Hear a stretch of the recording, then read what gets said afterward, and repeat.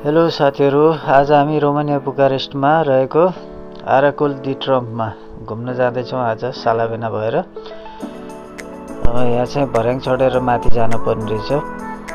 Ticket सिस्टमबाट ticket काटेर हामी माथि लाग्यौँ। त्यहाँको नजारा अवलोकन गर्दै माथि पुग्यौँ। त्यहाँ विभिन्न स्ट्याचुहरू मूर्तिहरू रहेछन्। हाम्रो उकालो चढ्ने क्रम बाँकी नै छ। लगभग 4 तलादेखि 4 तला जति होला। त्यहाँ गयौँ, त्यहाँ जाँदा विभिन्न मूर्तिहरू हेऱ्यौँ। यहाँ चाहिँ पुरानो हातको मूर्तिहरू छ होइन। त्यस पछाडि हामी माथि टपमा पुग्यौँ। टपमा पुगिसकेपछि राम्रो भ्युजहरू आउँदो रहेछ। सबै बुकारेस्ट सबै देख्न पाइँदो रहेछ। त्यहाँबाट हेऱ्यौँ। जस रमाइलो छ माथि पुगेर टपमा हेर्नुहोस्।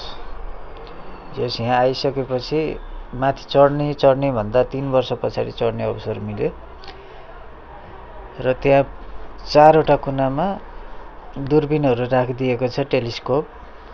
हामी बुकारेस्टमा आफूले चाहेको ठाउँ सबै हेर्न सक्छौँ। रमाइलो छ, तपाईहरु पनि जान सक्नुहुन्छ।